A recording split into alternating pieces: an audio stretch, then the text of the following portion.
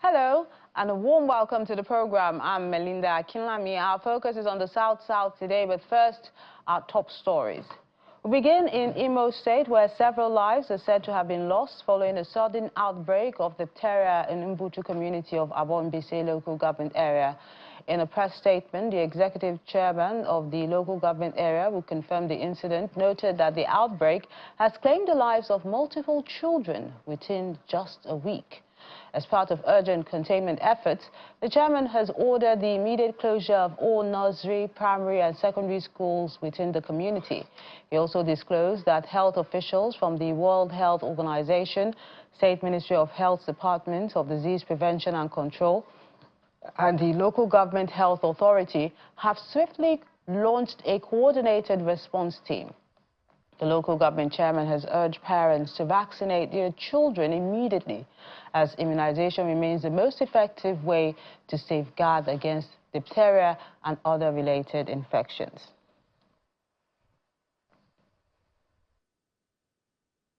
In Kaduna has awarded a 900 million naira damage against the former governor of Kaduna State, Nasir El-Rufai, and 5 others over the unlawful detention of some Adara community elders in Kajuru local government area in 2019. The presiding judge, Justice Hawatu Buhari, delivered the judgment in favor of one of the plaintiffs and 8 other Adara elders who were unlawfully detained over the murder of their traditional ruler, Raphael Galadima. Mr. El-Rufai, who was sued in his personal capacity, was found guilty for ordering the arrest and detention of the elders. The 8 Adara elders were arrested during a town hall meeting convened by the former governor in 2019. The elders, including a former commissioner and retired police officer, were detained for several months before being released on the advice of the Attorney General of Kaduna State, who found no legal jurisdiction for their continued detention. President Bola Tinubu is hosting fellow ECOWAS heads of states and governments in Lagos today as the regional bloc marks its Golden Jubilee. The celebrations, which began last month in Accra, Ghana, culminates in Nigeria's commercial hub. The president has also reenacted the 1975 ECOWAS declaration at the Nigerian Institute of International Affairs, NIIA, in Victoria Island, in a truly historic occasion. Adding to the immense historical weight, General Yakubu Gowon, the only surviving head of state who signed the original declaration, is participating in all the ceremonies and delivering a key speech at Eko Hotel and Suites. While in Lagos, President Tinubu will commission several of his administration's key infrastructural projects. Before returning to Abuja, the president will observe the Eid al-Kabir prayers at the State House, Dodam Barracks.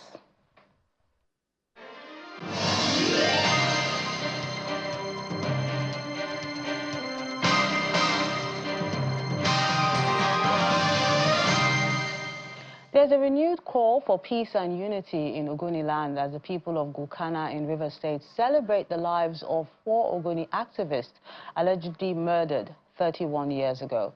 Our correspondent, Deborah Agbalama, reports that the special service was held at St. Patrick's Catholic Church, Bodo City, in Gukana local government area.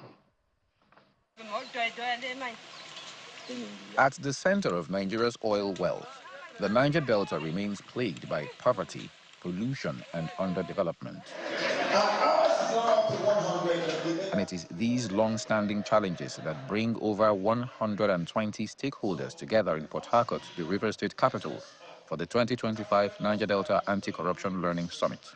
Organized by Social Action Nigeria and supported by the MacArthur Foundation, the summit seeks to build stakeholders' resilience for sustained accountability and development. Every year, we bring people together, grassroots activists, to meet with representatives of agencies of governments that are relevant to the anti-corruption crusade in the Niger Delta and Nigeria generally, just to exchange ideas about how to continue that struggle. We realize that in terms of the real situation, that corruption has transformed to impunity over the past few years.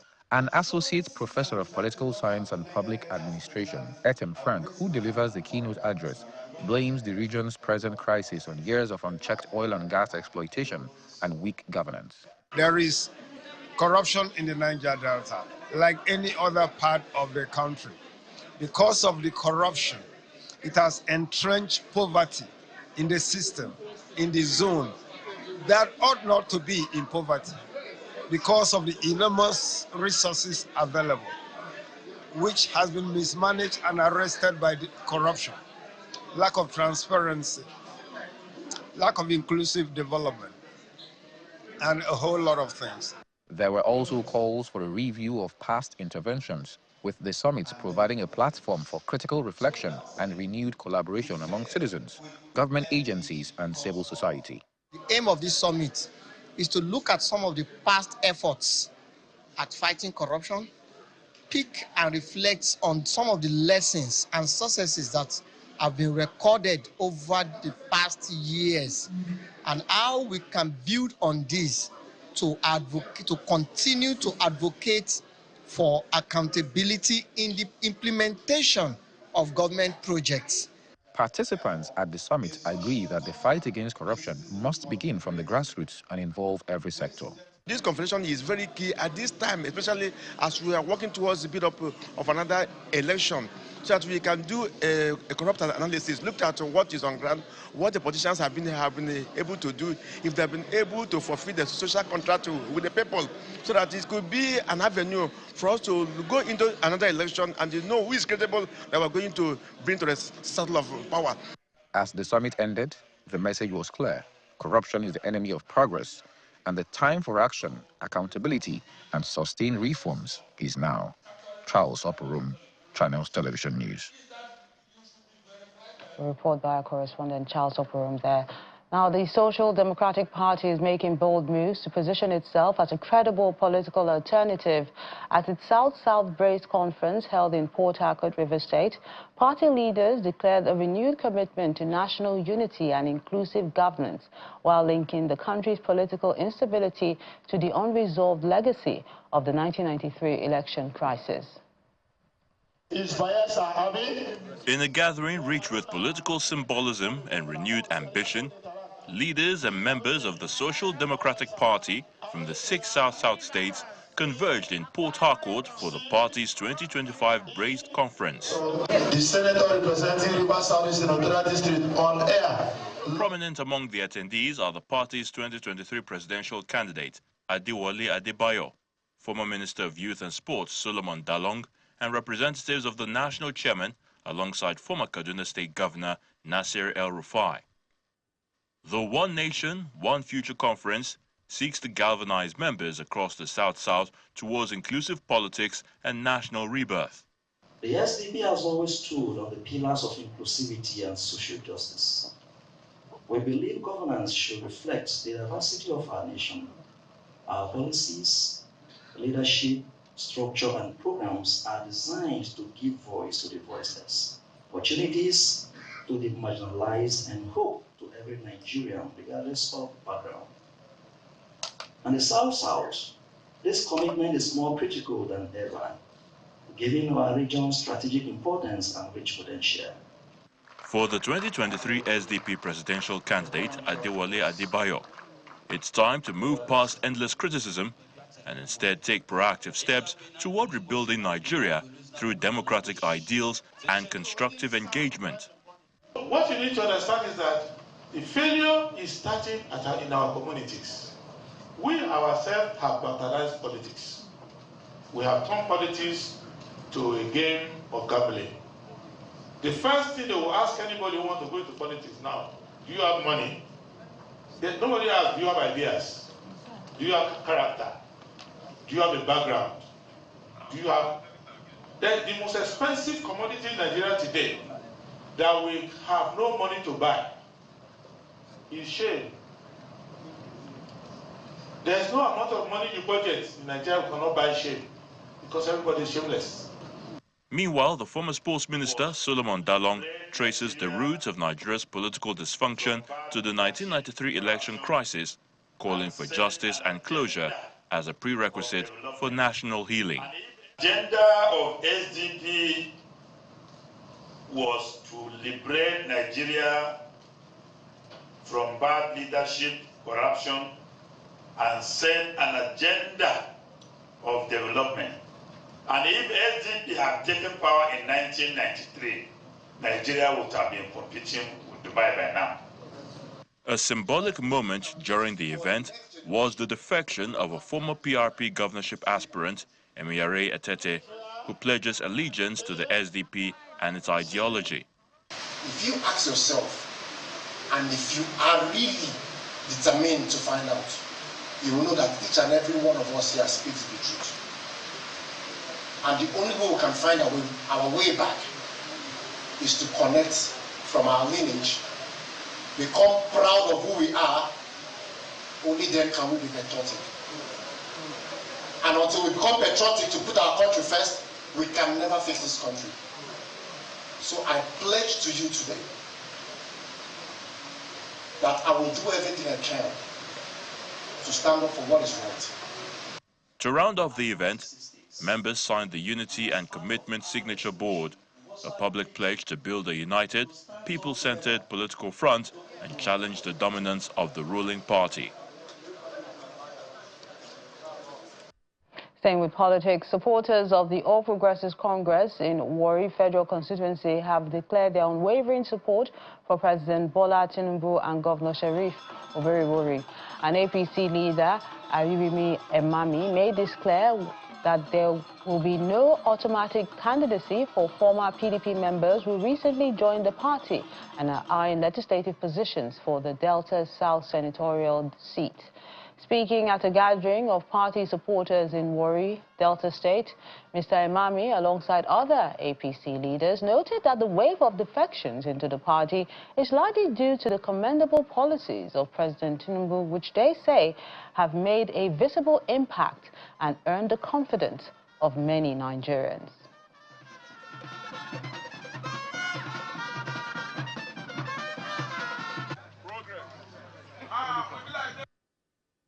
Come 2027, there's no going back. It's Asiwaju. I don't think there's any others, but there's only Asiwaju. But I don't think there's others in 2027. Equally too, I'm equally telling my people that we must look and give support to the governor, which is Governor Sheriff Oborevwori. But in the House of Rep, Senate, House of Assembly, I think people can come out and contest. We do not have a problem here. I don't know about any other place, but as far as I'm concerned, the Warri Federal Constituency is united. We are together. Nobody is denying anybody from collecting membership card. We are all registering, and I'm a registered member of APC right now. So I want to tell you straight that I moved the motion. For the states to PDP to move to APC. Yes, I did, and I can tell you categorically clear today that I don't have any reason to regret it.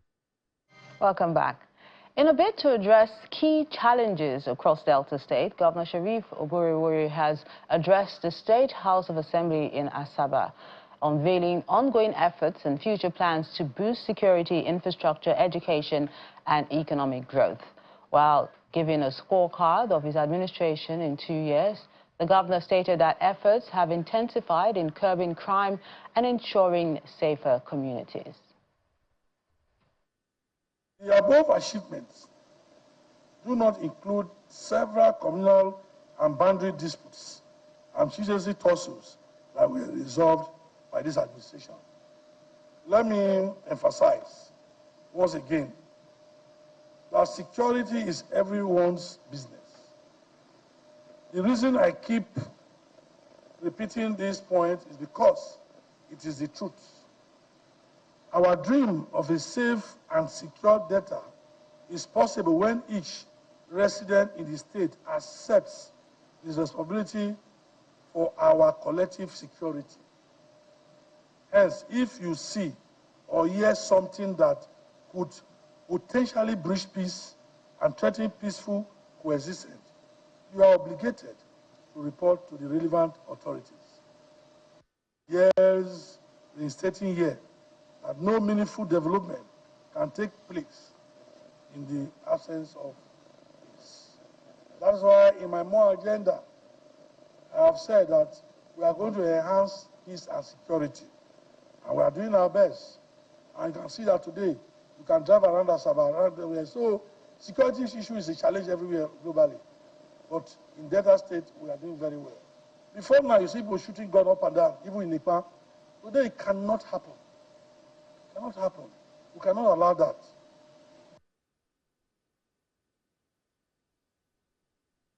Also noted a steady increase in the state's internally generated revenue and promised to sustain the developmental strides in Delta State. Equally significant is the completion of 5 bridges out of the 17 bridges under construction. The completed bridges are the Twin Ubu Bridge on Ugele-Asaba Expressway, Ishagu-Ewulu Bridge, Anosha South Local Government, Kwale-Beneku Bridge that link Udokwa West and Udokwa East Local Government areas, and one of the bridges on the Trans-Wari-Ode-Shekri roads and bridges. Meanwhile, as part of our second-year anniversary celebration, 42 road projects has been marked for commissioning. Our internal generated revenue has been impressive growth over the last 24 months. As of January 2023, the projected IGRO was 83 billion. By December 2024, actual receipts has risen to approximately 158 billion, which translates to a 90.04% increase. For 2025, we project the figure will reach 165 billion. It is worthy of note that we achieved this growth without additional tax burdens on Deltans. In line with our pro-people governance approach, we have ensured that personal tax liabilities remain unchanged.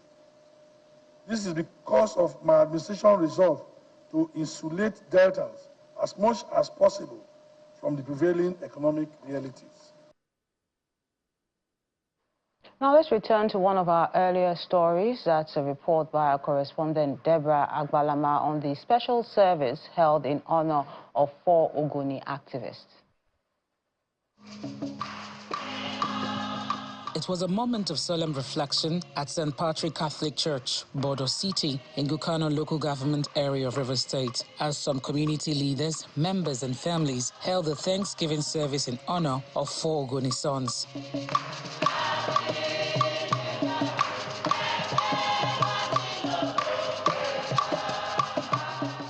The 4, who were leaders of the movement of the survival of the Agoni people, Mossop, were allegedly killed on the 21st of May 1994 during a town hall meeting at the palace of the Benemene and natural ruler of Gukana.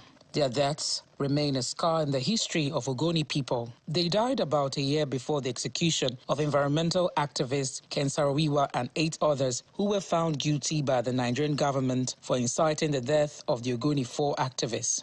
While the Agoni 9 gained global attention, the Agoni 4, many say, have not been properly recognized. My late father was the pioneer vice president of Mossop, to Garrett Layton, who was president at that time. Most of the leaders of Agoni at that time had a position really about how to embark on this non-violent struggle. Unfortunately, and I say unfortunately, dark forces entered the struggle. And look where it led us, where it took us. 4 men, 4 the best in their generation, all over Nigeria, were brutally murdered by irate youths. Premeditatedly. It was premeditated because they didn't just kill them. They burnt them and took their remains away, to the effect that as we still talk today, we've not found their remains to bury. Also speaking to Channels TV at the event, elder statesman and retired High Court Judge Joseph Kubani recalls the roles the four men played in shaping the Agoni struggle against environmental pollution. What happened 31 years ago is highly regrettable. It shouldn't have happened. And Agoni must come together to make sure that it does not happen again. But one regrettable thing is that if Chief Edward Agoni were alive today,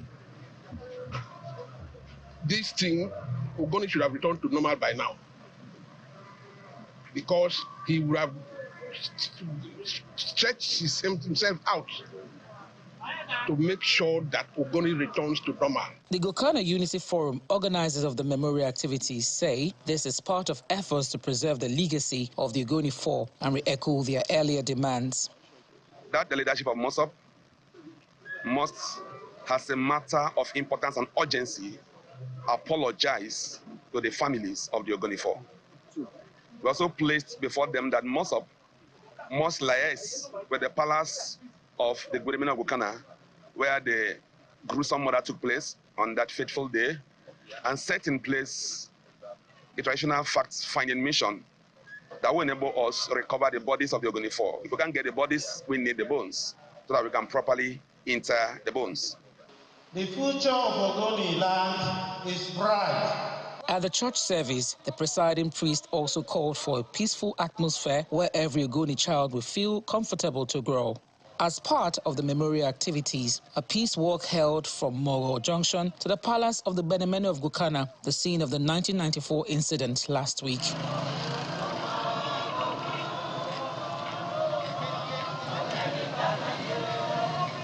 For many in Ogoni land, remembering the Ogoni Four, Chief Edward Kubani, Chief Albert Bade, Chief Samuel Orage, and Chief Theophilus Orage, is not just about the past. It is a path towards healing, unity, and justice.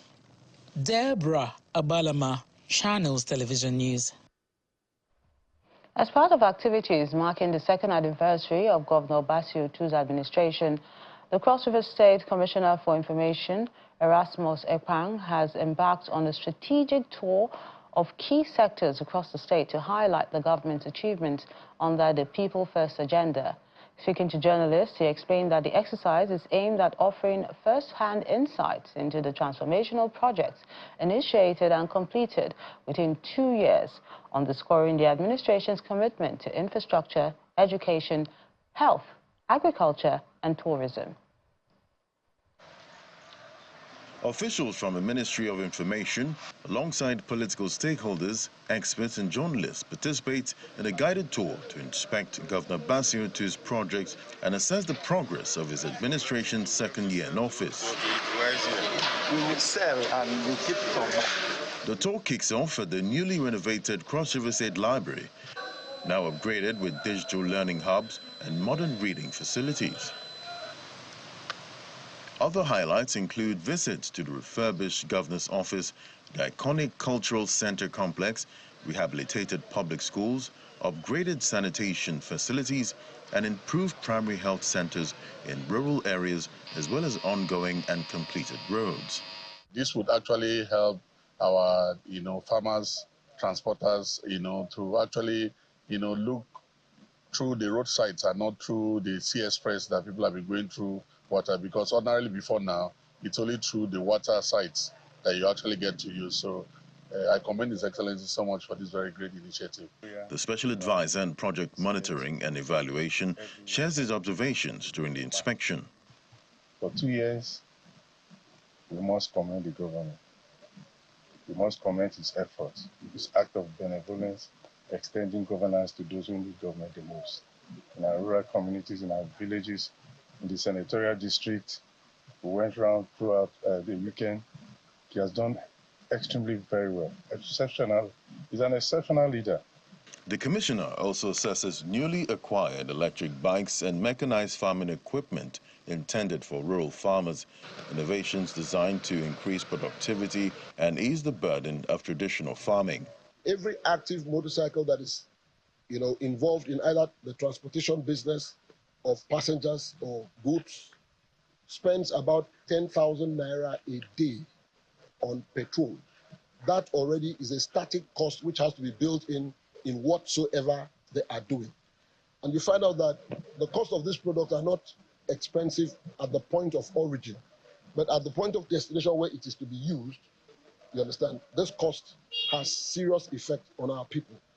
And rather than continue to, look into salary increase, wage increase, let us see how we can create some stability in the sector. The team also visits the strategic Adiabo-Ikoneto Road undergoing rehabilitation. Adiabo Road, for instance, was inherited, abandoned for more than 3 decades. You are aware of the situation in Tinapa. You are aware of the cattle ranch. Those are all inherited projects. Is it the conference center, international conference center? Is it the Bukago airport? Those are all inherited projects. Cultural center today is massively under construction. So for me, I think His Excellency have done what has been expected of him. As the state marks 2 years under the Otu administration, the government believes the number of completed and ongoing projects stand as a testament to a government focused on progress, purpose, and putting the people first. That's the program today. Thank you so much for watching. I'm Melinda Akinlami.